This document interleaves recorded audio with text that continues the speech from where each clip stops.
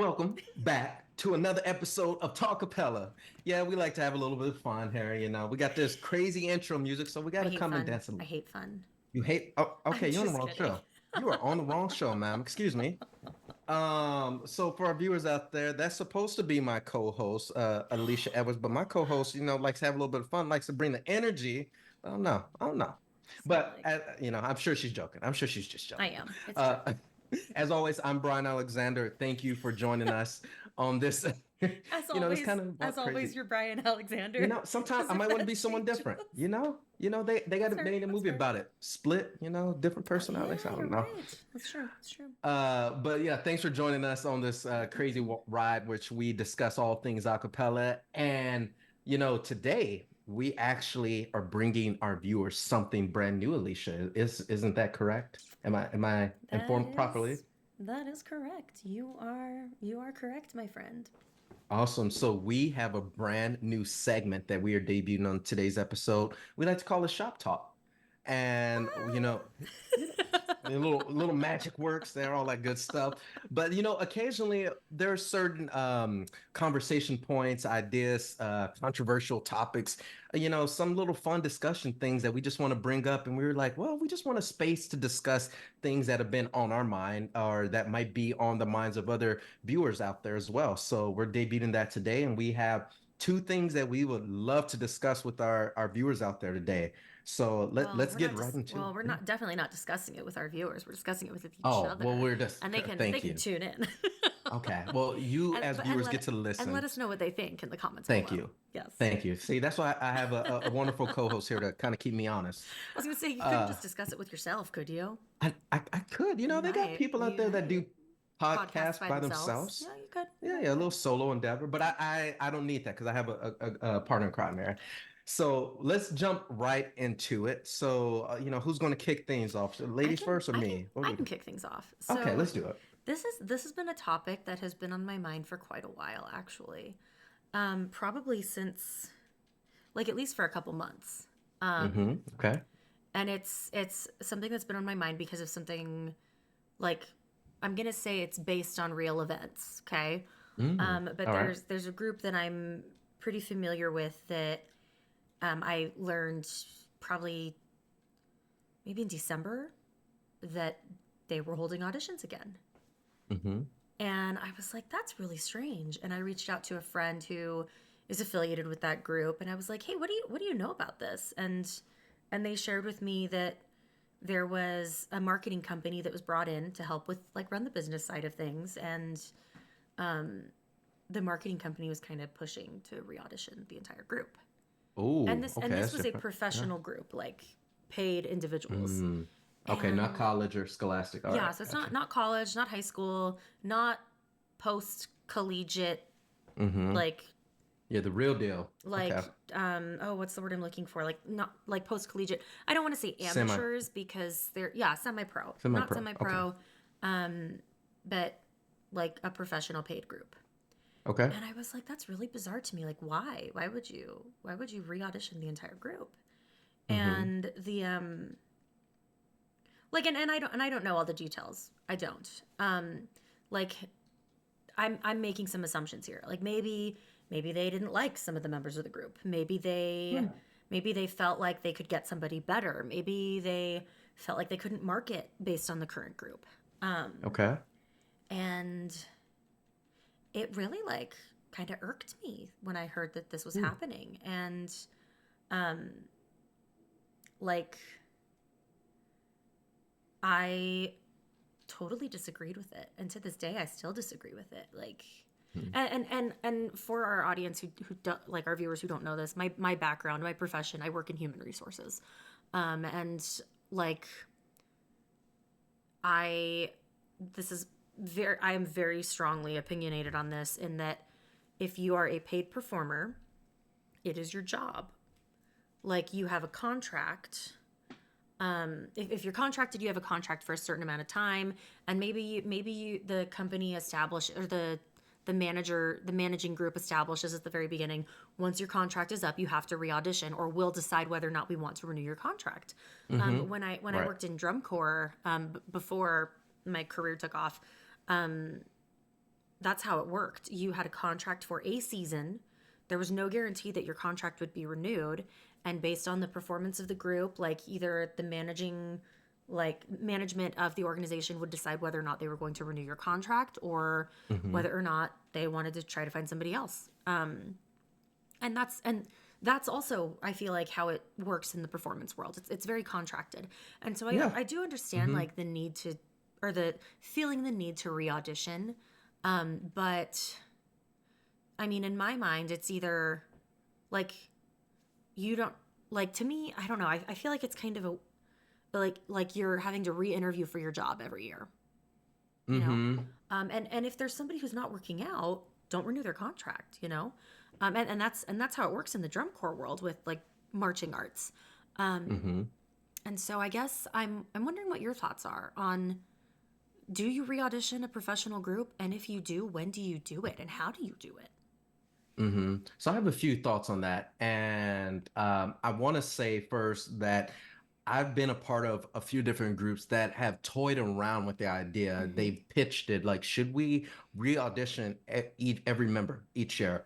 And while the idea's been thrown out, I've never been a part of a group that's actually done it. Mm-hmm. To your other point, in terms of professional, I guess, ensembles, you think Yeah. of like orchestras, or you think of, like you said, drum corps, you think of certain, Well, and I other think like kind of artists pentatonics, home or free. pentatonic. They're Yeah, not re-auditioning well, every year, well, unless somebody has exited. yeah. So what I would say, like, it makes sense in my mind for like an orchestra. You think of like I'm located in Texas, and they got like the Dallas Symphony Mm-hmm. Orchestra. Yeah. Obviously, they re-audition to make sure they always are staying on top of having the finest or the most qualified musicians.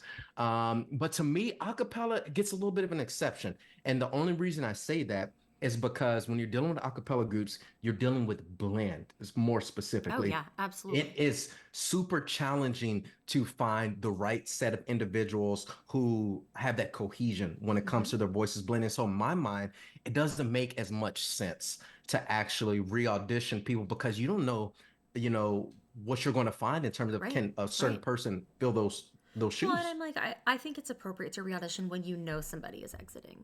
Yeah. Oh, of Well, course. and like, Yeah. not all college groups re-audition every year, Mm-mm. especially if they know somebody's coming back, because that learned experience that you have in the Mm-hmm. group, that, in my mind, carries you way farther than somebody who's coming in brand new.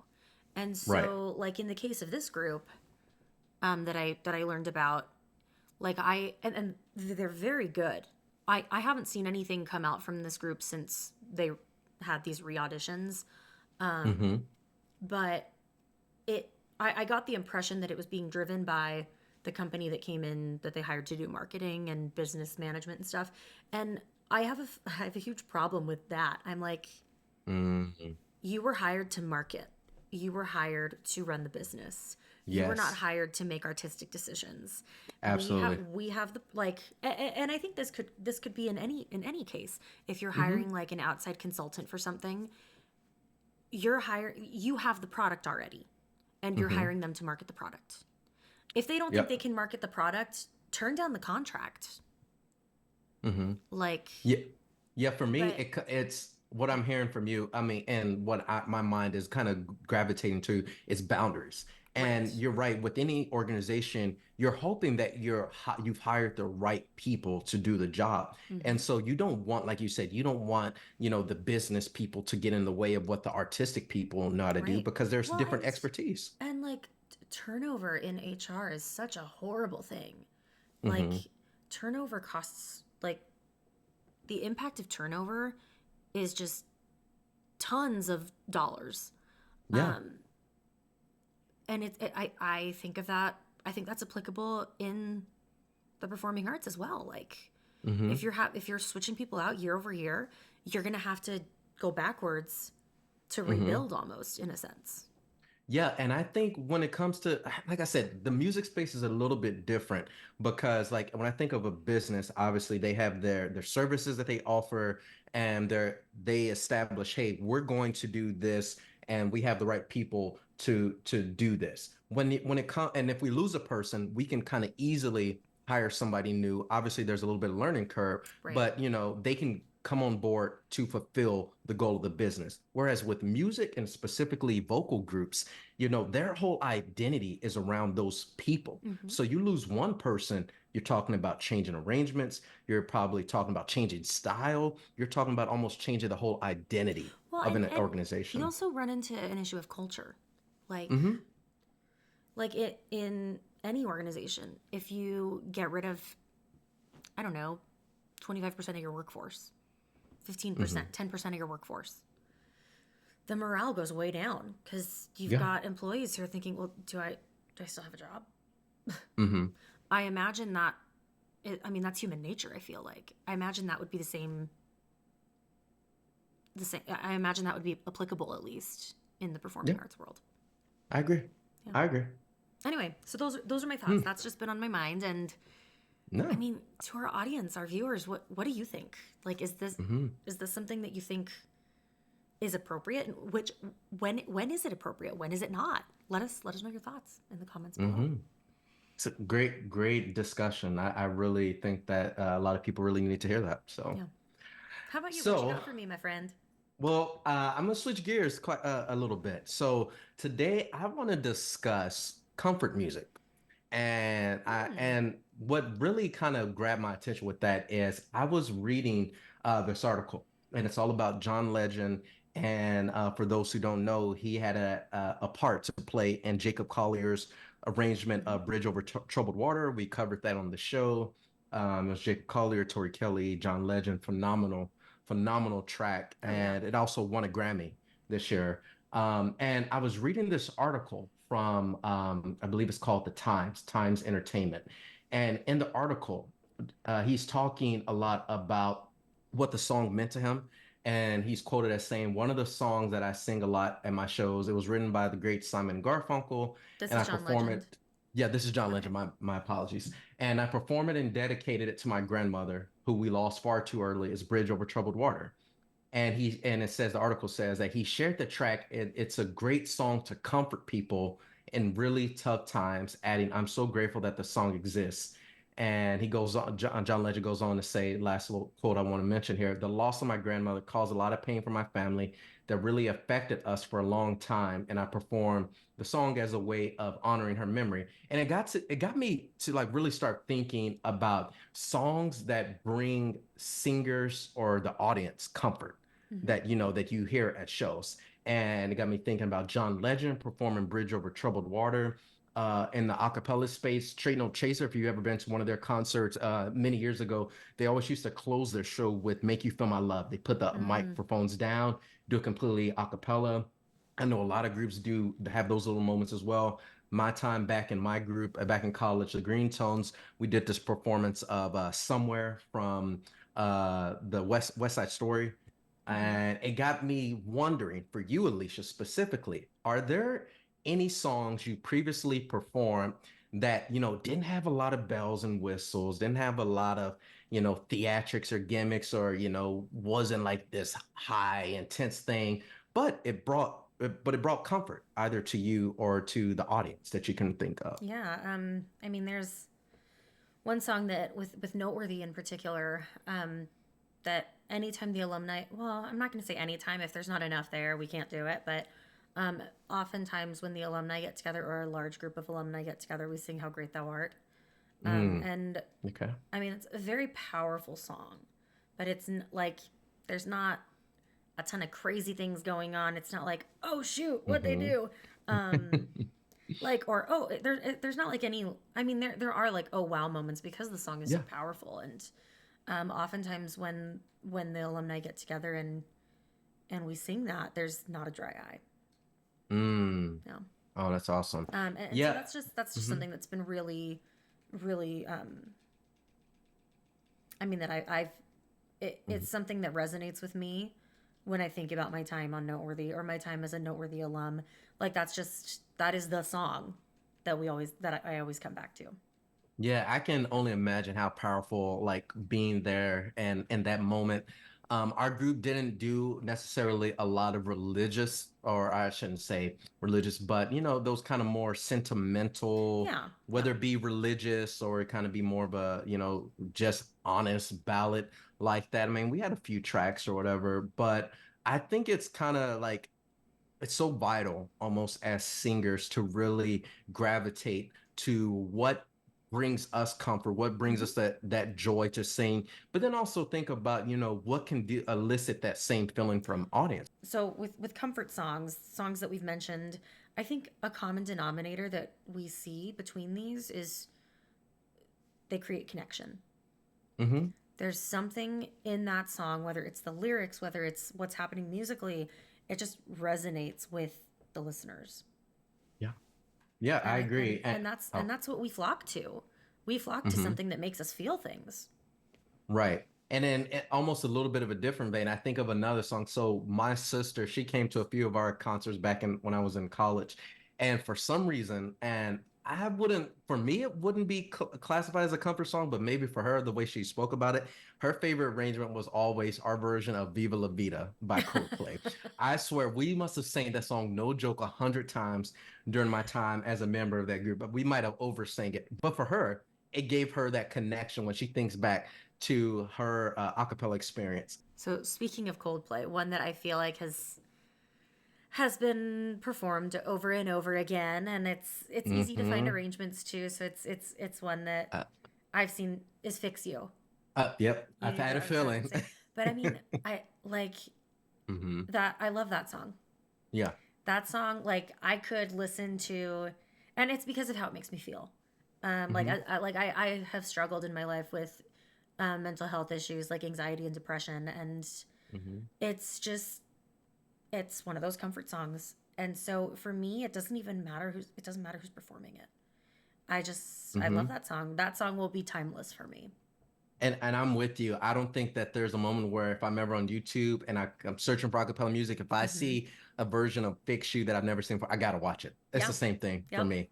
Because that you're right, that song does something. It just does something that's just like so internal to so but yeah, so I mean it got me thinking John Legend's article, and just thinking back to the history of how groups do things, your experiences, my experience. It just got me thinking about comfort music and just kind of Well, importance of it. and sometimes just like words by themselves, sometimes they're not enough. Hmm. And so Yeah, sometimes like and that's I think what I love about music. It helps me express things that words on their own cannot. I agree. One of my favorite quotes is where words fail, music speaks. Yep. So That's it. wonderfully said. So yeah, that's I what I was got gonna for say you. that's what I was thinking of when I Oh, was when I I was I had a trying feeling to like that's what she's trying to saying. trying to You put know, that into words. no, you got full credit on that. That was No, exactly I shouldn't what you get full tried to say. credit on that. Okay, I'm gonna give you like 80, 85, something like Okay. that. Okay, There fair enough. Fair enough. Yeah, I mean, so to our audience, like what songs bring you comfort? Let us know. I mean, let us know why. Like there are different songs that can bring us different types of comfort. Like if I'm mad and I want to rage out, you I'm not going to listen to Fix You. Oh no, absolutely not. Nope, no chance. I'm going to listen to something like by Blink 182.